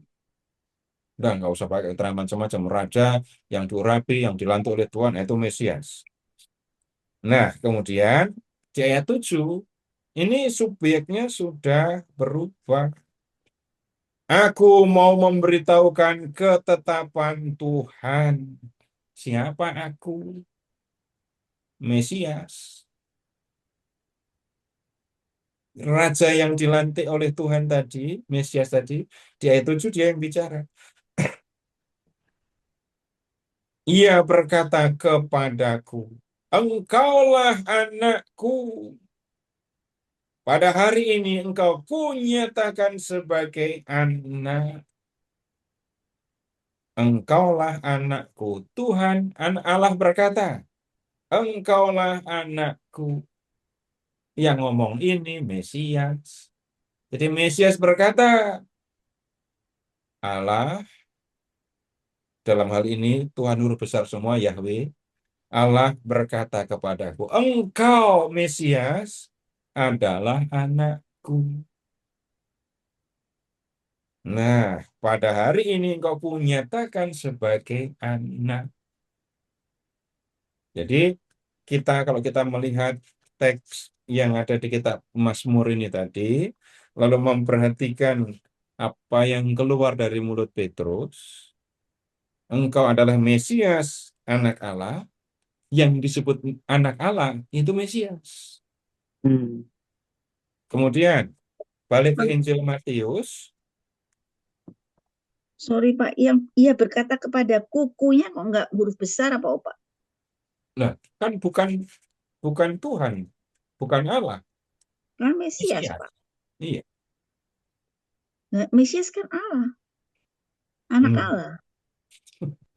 Mesias anak Allah. Iya, kok enggak pakai huruf besar apa? Anak Allah yang masih di perjanjian lama, Bu, bukan Yesus anak Allah. Dengan lama, betul. Jadi, kalau Yesus mengatakan, atau ini Petrus mengatakan, atau di Injil dikatakan, Mesias anak Allah, jadi kata anak Allah itu menerangkan Mesias. Mm. Nah, kemudian begini, kalau ini bicara tentang Mesias dalam perjanjian lama, kita sudah sering diskusikan ya. Mesias adalah raja, orang yang diurapi, dipilih oleh Allah untuk menjadi raja. Nah, kalau Mesias di perjanjian lama ya belum pakai huruf besar. Kemudian Mesias dikatakan, engkau adalah anakku, anakkulah engkau, engkaulah anakku. Mesias yang di perjanjian lama disebut anak Allah. Kenapa? Pada hari ini aku mengangkat engkau menjadi anak. Itu yang di Mazmur 2. Jadi, dengan menggunakan Mazmur 2, kita melihat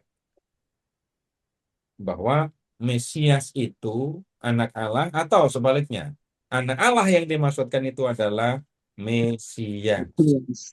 Orang Yahudi itu juga mengerti bahwa Mesias itu anak Allah. Iya.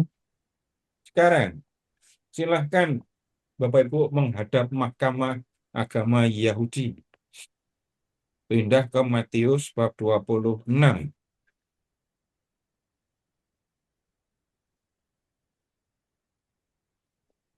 Matius 26.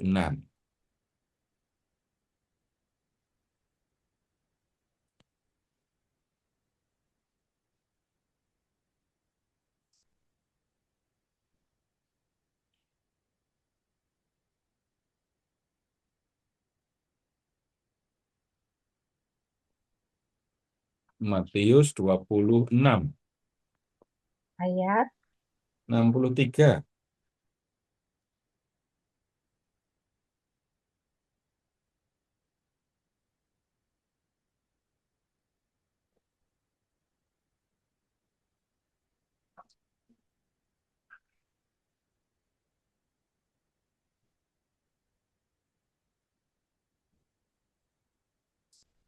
Apa yang dikatakan di situ? Namun Yesus tetap diam. Ya, Lalu habis itu kata siapa yang imam, bicara? imam besar, Imam besar bilang apa? demi Allah yang hidup, katakanlah kepada kami, apakah engkau Mesias, anak Allah, atau tidak? Nah, imam besar juga mengatakan Mesias itu anak Allah. Jadi maksud saya dengan memperhatikan kitab Mazmur tadi, eh, kita melihat Mesias disebut juga anak Allah. Atau sebaliknya, dari situ kita juga tahu, oh kalau Yesus itu disebut anak Allah, itu karena Yesus adalah Mesias. Mesias itu siapa? Raja penyelamat. Nah, balik lagi. Tapi urusan Yesus sebagai Raja Penyelamat bukan seperti Raja di Perjanjian Lama. Kenapa? Karena Yesus adalah yang menyelamatkan manusia dari dosa. Nah, kemudian apa peran Yesus sebagai Mesias atau sebagai anak Allah? Nah, kita bisa mengingat kalimat yang Bapak Ibu sudah hafal, karena anak manusia datang bukan untuk dilayani, melainkan untuk melayani dan memberikan nyawanya sebagai tebusan bagi banyak orang. Nanti begini, dalam perjalanan Yesus ke Yerusalem, ini yang sebenarnya mau Yesus lakukan adalah menjalankan peran sebagai Mesias, anak Allah, ya, yang mau menyelamatkan manusia dari dosa dan kematian, dan itu dilakukan dengan mempersembahkan diri sebagai korban di kayu salib. Ini tentang pengakuan bahwa Yesus adalah Mesias, anak Allah. Tapi apakah yang seperti ini dipahami oleh para rasul? Enggak. Sekarang silahkan Bapak Ibu kembali ke bab 16 ya, kembali ke Matius 16.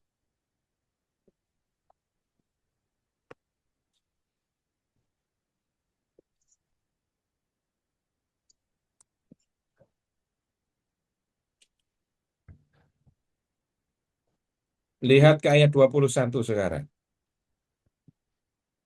Nah, sesudah Petrus mengatakan bahwa Yesus adalah Mesias anak Allah, ayat 21. Sejak itu Yesus mulai menyatakan kepada murid-muridnya bahwa ini ya, ia harus pergi ke Yerusalem, menanggung banyak penderitaan dari pihak tua-tua, imam-imam kepala dan ahli-ahli Taurat, lalu dibunuh dan dibangkitkan pada hari ketiga. Petrus bisa menerima itu? Enggak. 22.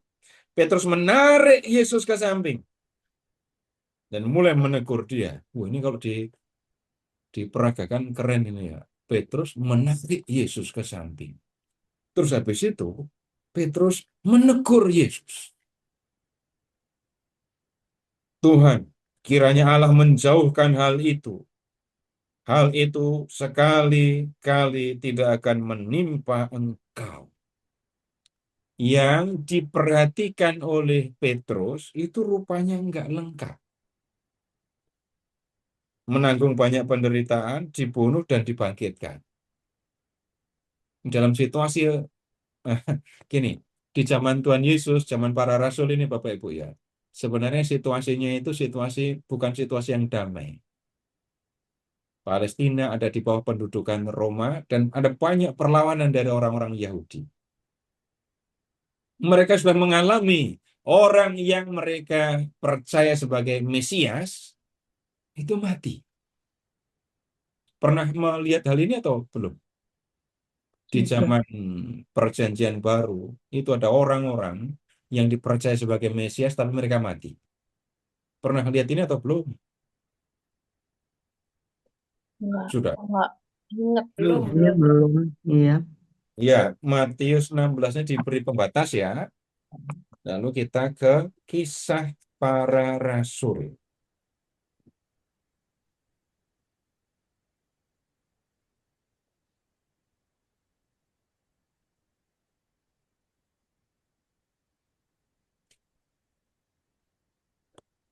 Ayat, bab Kisah Para Rasul, sebentar. Bab 5. Cari di bab 5. Ya, Ayat 36 ya, Pak? ya. Itu sudah berarti.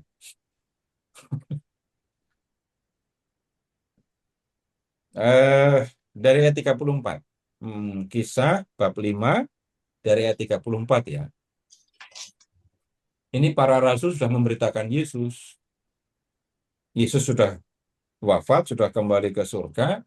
Para rasul memberitakan Yesus dan mulai mendapatkan gangguan dari para pemuka Yahudi. 34. Namun seorang Farisi dalam mahkamah agama itu yang bernama Gamaliel, seorang pengajar hukum Taurat yang sangat dihormati seluruh orang banyak, berdiri dan meminta supaya orang-orang itu disuruh keluar. Sesudah itu ia berkata kepada sidang, "Hai orang-orang Israel, pertimbangkanlah baik-baik apa yang hendak kamu perbuat terhadap orang-orang ini." Maksudnya para rasul dan Yesus. murid-muridnya, bukan Yesus. Sebab dahulu telah muncul si Teudas yang mengaku dirinya sebagai orang istimewa dan mempunyai kira-kira 400 orang pengikut.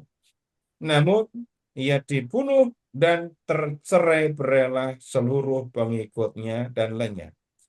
Sesudah dia, perhatikan, pada waktu sensus penduduk, muncullah Yudas orang Galilea. Ia menyeret banyak orang dalam pemberontakannya, tetapi ia juga tewas dan tercerai-berailah seluruh pengikutnya. Nah, Petrus dan para rasul berpikir Mesias itu nggak mati. Kalau Yesus sebagai Mesias mati seperti ini Teudas dan Yudas yang dianggap sebagai Mesias, ya percuma dong ikut Yesus. Nggak ada gunanya ikut Yesus kalau begitu. Maka Petrus mengatakan, menegur Yesus tadi, balik ke bab 16. Kiranya Allah menjauhkan hal itu. Hal itu sekali-kali tidak akan menimpa engkau. Engkau tidak akan mati, itu maksudnya. Engkau tidak akan mengalami nasib seperti yang dialami oleh orang-orang yang dipercaya sebagai Mesias sebelum-sebelumnya. Nah, kemudian lihat kembali ke bab 16 ya. Bagaimana jawaban Yesus? Yesus berpaling dan berkata kepada Petrus, "Enyahlah iblis. Engkau suatu batu sandungan bagiku." Perhatikan yang ini. Sebab engkau bukan memikirkan apa yang dipikirkan Allah, melainkan apa yang dipikirkan manusia. Ini saya sebenarnya kasihan sama Petrus ini ya, tapi jangan-jangan situasi saya lebih parah daripada Petrus. Tadi Bapa menyatakan kepada Petrus bahwa Yesus adalah Mesias anak Allah kan? Sekarang Yesus bilang, "Enyahlah iblis." Nah, yang ini pasti Yesus ngomongnya menghadap Petrus apa enggak? Yang disebut Iya, dengan ucapan iblis ya arahnya ke Petrus. terus. Tapi kenapa kok Petrus disebut iblis? Oh, tunggu dulu. Kata enyahlah, Bapak Ibu, kalau yang ada Alkitab bahasa Inggris yang terjangkau, tolong diperiksa. Yang punya Alkitab bahasa Inggris dan terjangkau kitabnya, tolong dibuka Matius 16 ayat 23.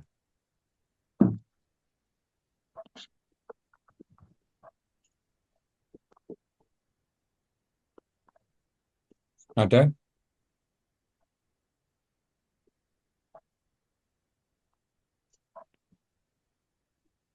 Satan, Pak. Ya? Satan. Ya, bukan yang nyah lah. Oh, Kalimatnya get baca lengkap, Pak. get behind me, Satan. Get Oh, behind me, get Satan. behind me. Sama atau beda nyah lah dan get behind me. Belakangnya Kalau saya. yang lebih dekat dengan maksud dalam bahasa Yunani itu yang dibaca Pak Wisnu tadi, get behind me. Hmm. Kalimat sederhananya, yang harusnya di depan itu Petrus atau Yesus?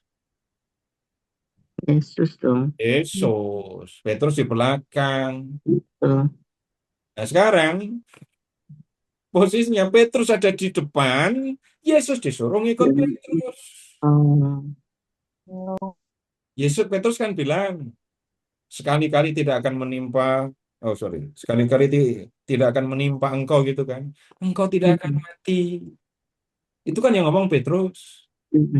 Nah, Petrus seolah-olah menginginkan Yesus mengikuti omongannya, engkau tidak akan mati. Oke, aku nggak akan mati, gitu maksudnya. Tapi Yesus menunjukkan posisi harusnya. Kamu ada di belakangku, kamu yang mengikuti aku. Aku nggak akan nurut sama kamu karena bukan itu tujuan kehendak Bapa. Nah, sekarang Bapak Ibu lihat kalimat yang diucapkan Yesus. Sebab engkau bukan memikirkan apa yang dipikirkan Allah, melainkan apa yang dipikirkan manusia. Itu iblis. Itu satannya itu kayak gitu tuh. Engkau mau memikirkan bukan yang dipikirkan Allah. Nah, kemudian Bapak Ibu begini, kalau melihat teks yang lain misalnya dari 1 Korintus gitu ya, yang disebut sebagai iblis itu segala sesuatu yang menghalangi terlaksananya kehendak Allah. Kalau orang mau melakukan kehendak Allah, lalu dia tidak jadi melakukan karena ada alasan tertentu, nah itu iblis. Jadi kalau saya bertanya, Bapak Ibu pernah ketemu iblis? Ah, enggak lah. Kalau Bapak Ibu kita semua ketemu dengan iblis langsung tatap muka, pasti Bapak Ibu tidak akan mau berdosa. Pasti semua malah berdoa. Takut. Enggak berdoa pasti. Bukan berdosa, tapi berdoa. Tapi begitu iblisnya enggak kelihatan, tapi kemudian datang dan ngajak diskusi, memberikan ide kepada pikiran, nah bisa terjadi, berulang kali terjadi, kehendak Allah gagal terlaksana. Silahkan periksa sendiri-sendiri. Kapan Bapak Ibu pernah ingin melakukan yang dikehendaki oleh Allah, tapi itu gagal. Kenapa gagalnya? Silahkan urus sendiri. Tapi sekali lagi yang kita temukan, iblis memikirkan yang dipikirkan manusia, bukan memikirkan yang dipikirkan Allah. Yang dipikirkan manusia itu apa? Enaknya Yesus jadi raja. Iya, yang Yesus mau dipikirkan jadi raja. sederhana saja. Bapak Ibu pernah berpikir nggak caranya supaya Bapak Ibu bisa hidup susah? enggak lah. Enggak lah, Pak. Enggak, aneh. Prinsip dasar, manusia mau melakukan yang menyenangkan. Lebih kuat lagi, hanya mau melakukan yang menyenangkan. Itu nggak usah diajari, nggak usah dilatih macam-macam. Itu yang ada dalam diri manusia. Iya. Kemudian langkah meningkat kan. Kalau sudah mulai berpikir, sudah mulai menggunakan rasa, enggak. Tidak cukup saya melakukan apa yang menyenangkan. Saya akan melakukan yang punya nilai. Saya akan melakukan yang benar. Saya akan melakukan yang ada gunanya untuk orang lain. Meningkat begitu. Nah, sementara kalau iblis, udah kamu pengennya apa, udah lakukan. Kamu pengen duit banyak kan? No, jalannya begini, tapi jelek, salah semua. Masa kamu kaya, cakep, istri cuma satu. Itu godaan, Nah, di godaan situ iblis, godaan iblis. iblisnya ngajak ngobrolnya begitu. Bener yang Itu gagal. munculnya ada di pikiran. Pak, kena nggak Pak? Kenapa? Enggak. Oh iya, saya sering harus berhadapan dengan iblis dan kemudian gangguan saya hadapi memang bermacam-macam. Macam-macam. Setiap orang gangguannya beda-beda loh ya. Beda-beda. Ini, udah ini terlanjur ngomongin iblis kan. Ya udah saya lanjutin ngomongin iblis. Tapi ini soal penting, soal serius. Iblis ngelihat saya nggak ngelihat iblis. Gitu kan ya? Mm-mm. Iya. Kalau saya ngelihat iblis dengan mata saya langsung, saya tidak akan berdosa. Saya akan berdoa. Itu pasti. Hmm. Nah, kemudian karena iblis ngelihat saya nggak ngelihat iblis. Maka kemudian iblis juga tahu kekurangan, tahu kelebihan saya. Dalam hal-hal yang saya kuat, iblis justru melihat di situ saya paling lemah. Hmm. Kenapa? Bapak Ibu, silahkan yang pernah sombong mengingat. Saya menjadi sombong itu kan untuk hal-hal yang saya merasa kuat kan?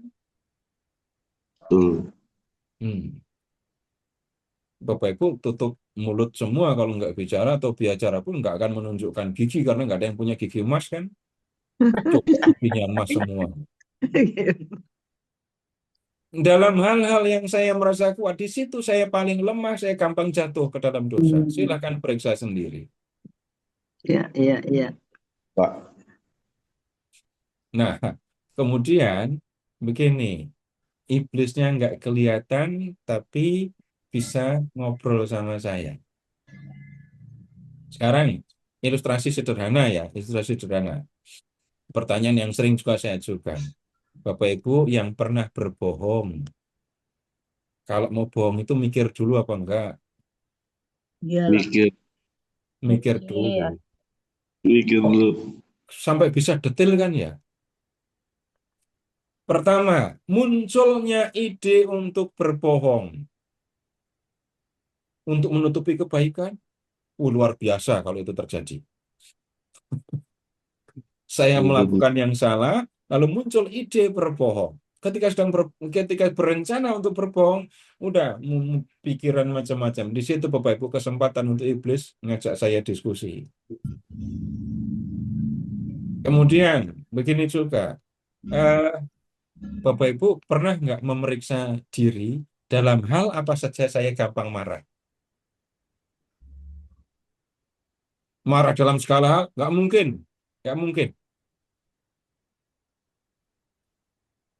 Setiap orang pasti punya juga. Mana yang membuat saya marah, yang membuat saya takut, mana yang membuat saya gelisah, mana yang membuat saya senang, pasti semua bisa memeriksa diri sendiri. Nah, kemudian Bapak Ibu ingat juga, misalnya ini semuanya contoh loh ya. Silahkan nanti memeriksa diri sendiri sungguhan. Apa saja yang bisa membuat saya marah, lalu jangan kaget orang yang terbiasa marah, lalu akan ketemu banyak hal yang membuat saya marah, dan akibatnya apa? Dengan marah saya nyakitin orang. Bahkan saya tidak belajar untuk mengendalikan diri, kepada saya akan ditunjukkan apa saja. Ini, lihat ini, lihat itu, lihat ini, lihat itu. Dan itu bisa membuat orang ini marah. Nah, sekarang begini juga. Kalau, ini contoh lain lagi ya. Kalau kita belajar firman Tuhan kayak gini, kira-kira iblisnya bahagia apa enggak? Oh, paling sebel. Iya dong, dia paling kesal, paling marah. Nah, gangguan dari iblis muncul di pikiran itu ya, terutama di Double. pikiran sih. Pikiran dan emosi, bukan rasa. Lalu kita akan melihat gangguan bukan hanya Bapak Ibu yang alami, saya pun ngalami. Macam-macam. Saya nggak usah cerita, nanti kalau saya cerita ketahuan nanti. Hal-hal yang bisa menghalangi saya untuk menyampaikan ini firman Tuhan. Injil, firman Tuhan. Dan kemudian begini juga, karena saya yang banyak belajar kitab suci, saya yang kemungkinan paling besar untuk sombong. Bapak Ibu pernah sombong untuk urusan kitab suci? Enggak. Kenapa enggak? Orang bego. Nggak tahu. Bego. Nah, itu tadi kan, dalam Orang hal-hal yang saya merasa paling kuat, di situ saya paling gampang jatuh. Oh iya betul. Iya kan? Nah, saya yang kemungkinan besar jatuh dalam dosa kesombongan karena firman Tuhan, karena kitab suci ya saya. Pernah sombong kayak gitu? Pernah. Tapi kemudian dalam perjalanan waktu, sombong saya untuk urusan kitab suci dari awal sampai sekarang nggak pernah di kelas, nggak pernah ketika saya mengajar. Nah, itu yang dalam arti tertentu saya mengatakan ya saya dijagain. Besok saya nggak tahu ya, tapi selama ini saya nggak pernah dalam arti tertentu sombong kalau pas ngajar. Enggak. Kalau di kelas kan banyak yang ketahuan kalau Alkitabnya susah dibuka itu kan ya. Saya nggak akan serius mengatakan udah berapa lama sih jadi orang Katolik, buka Alkitab saya nggak bisa, nggak pernah dalam nada serius. Saya pasti menggunakannya untuk bercanda supaya pada senang, gembira, tapi kemudian tetap belajar. Itu bagus. Itu dari awal sampai sekarang. Iya, baru malam ini saya ngomong kayak gini ya. Baru malam ini saya ngomong begini. Tapi saya berani bilang, dari awal sampai sekarang nggak pernah saya sombong, apalagi kemudian menghina Bapak, Ibu, saudara-saudara, atau siapapun yang mau belajar Alkitab. Sombong saya untuk urusan lain, untuk kesempatan yang lain. Ada yang pernah ngomong, ini bacaan kitab sucinya apa, homilinya apa? Ada yang pernah ngomong gitu? Ya, Enggak, Pak. Enggak ada. Luar biasa. Yang ngomong khotbahnya sama bacaannya nggak nyambung? Enggak. Enggak ada, Pak. Puji Tuhan kalau nggak pernah. Yang pernah, itu kayak saya. Dulu. Karena kalau nggak hati-hati, itu membacanya aja salah, saya ngerti kok. Apalagi homilinya nggak nyambung, tambah ngerti lagi. Tapi dulu saya pernah ada di dalam situasi begitu. Tapi kemudian, ini habis dengerin firman Tuhan kok ngomongnya kayak gitu. Jadi, gangguan dari iblis, ya begitu. Dan kemudian Bapak Ibu, saya kasih tahu, ini rahasia ya, iblis paling nggak senang saya ngomong begini. Banyak orang menyangkal bahwa iblis itu ada, banyak orang menyangkal bahwa iblis itu nggak mempengaruhi kepala saya, nggak mempengaruhi otak saya. Kalau ada orang yang bilang begitu, nah iblis bebas sekali mempengaruhi pikiran orang. Ya. Nah, jadi yang kita temukan ini tadi apa? Petrus berpikir, Yesus sebagai Mesias harus menang, nggak boleh mati. Ide itu dari mana? Ya, memang Petrus punya latar belakang tertentu, dan kemudian ya iblis menggunakan kesempatan itu.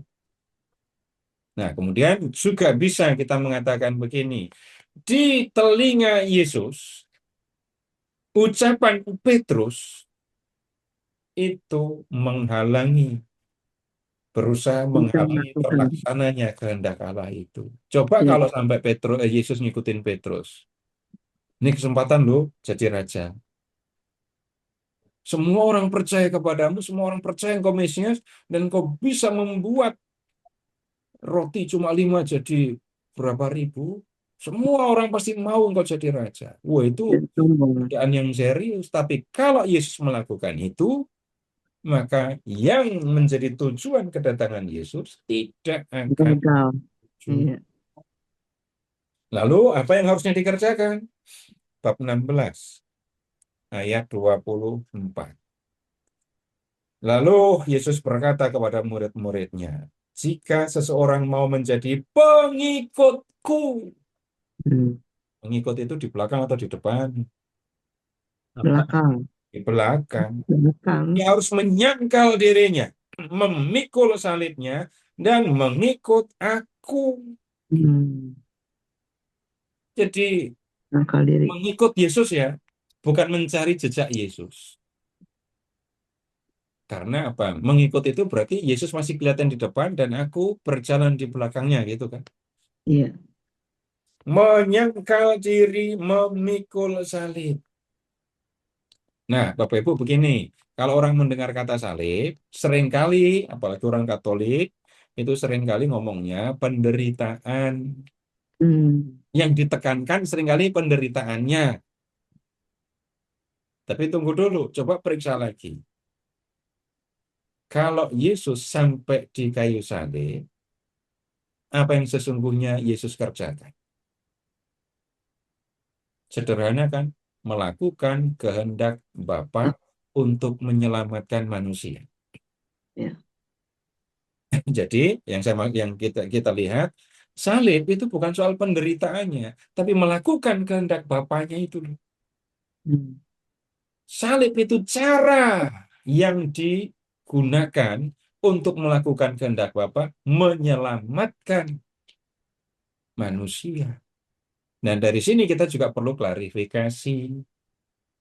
Bukan semua penderitaan itu salib. Iya.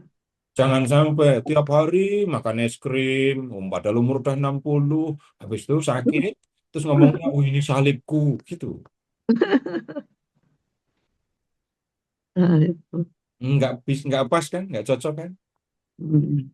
Jadi lihat, Tuhan menghendaki aku melakukan apa? Yang Aku baik. melakukannya.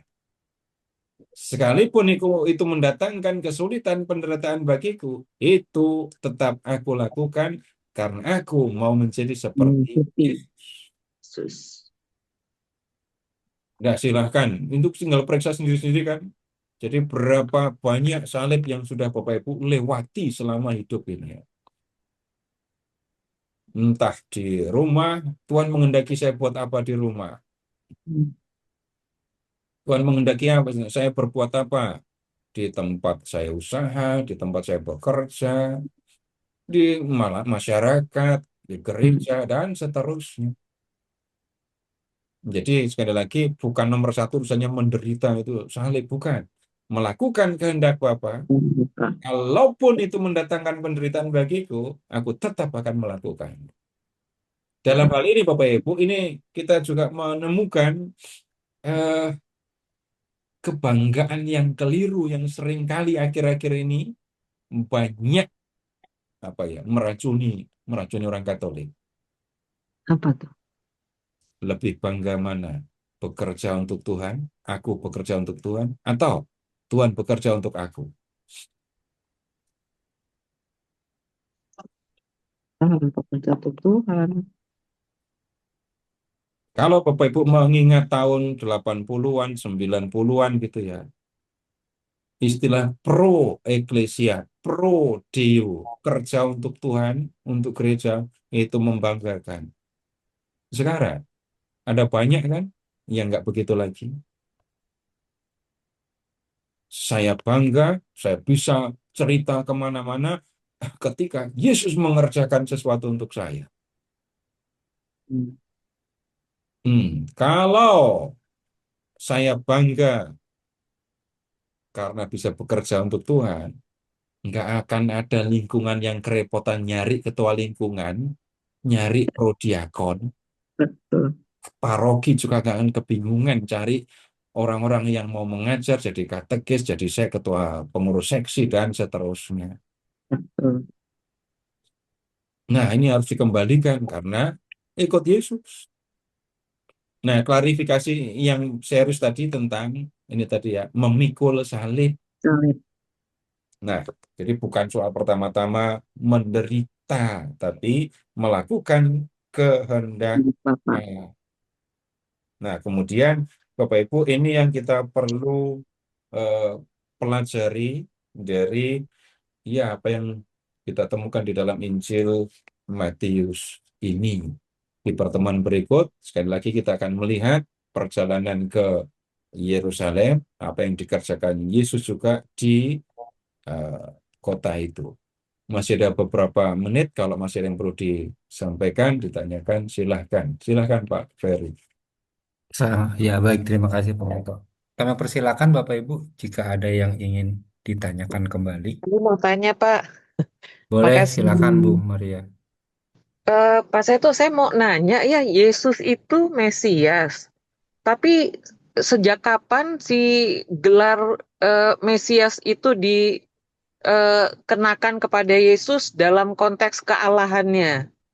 Terus yang pertanyaan kedua, eh, kapan dipakai istilah anak manusia dan anak Allah? Kayaknya Tuhan Yesus makainya anak manusia ya, adalah Tuhan atas hari Sabat yang seperti itu ya.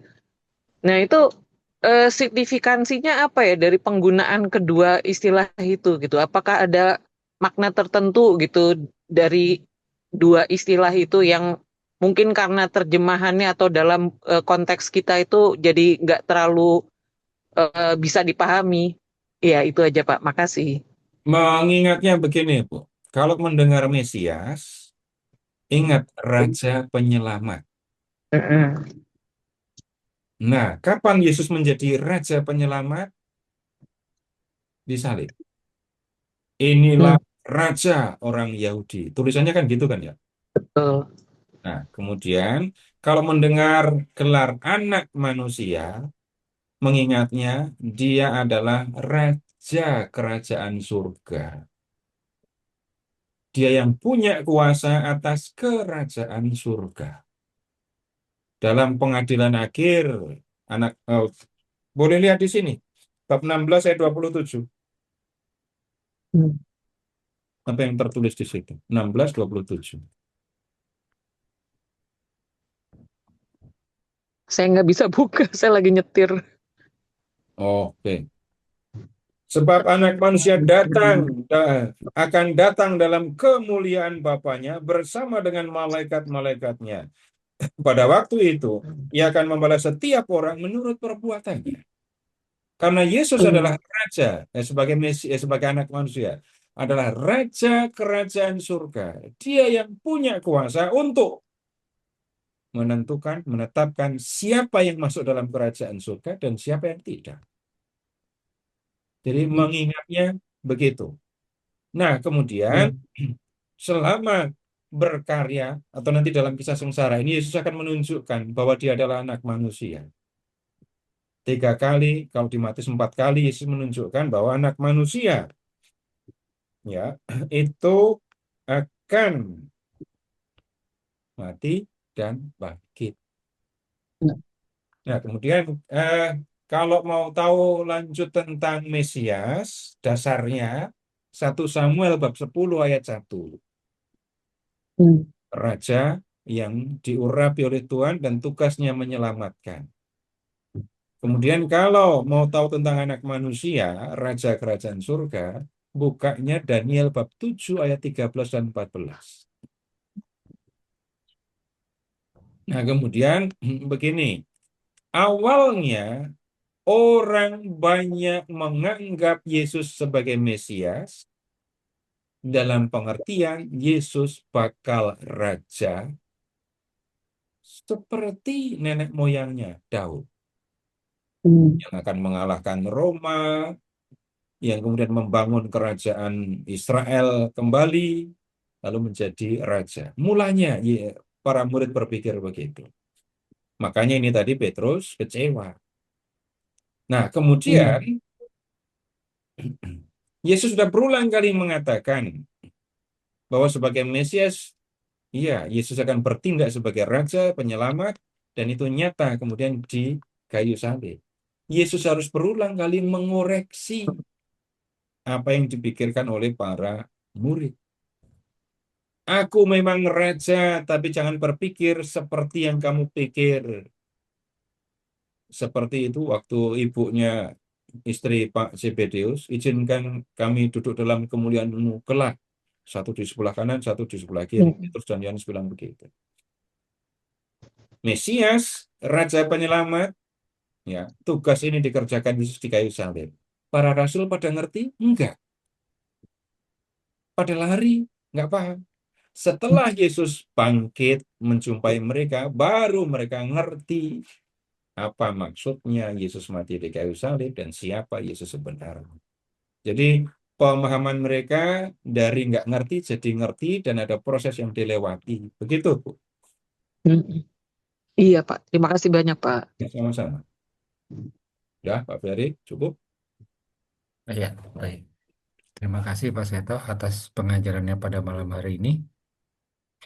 Ya, baik Bapak Ibu, tanpa terasa waktu sudah menunjukkan pukul 21 kurang sedikit, kurang 2 menit.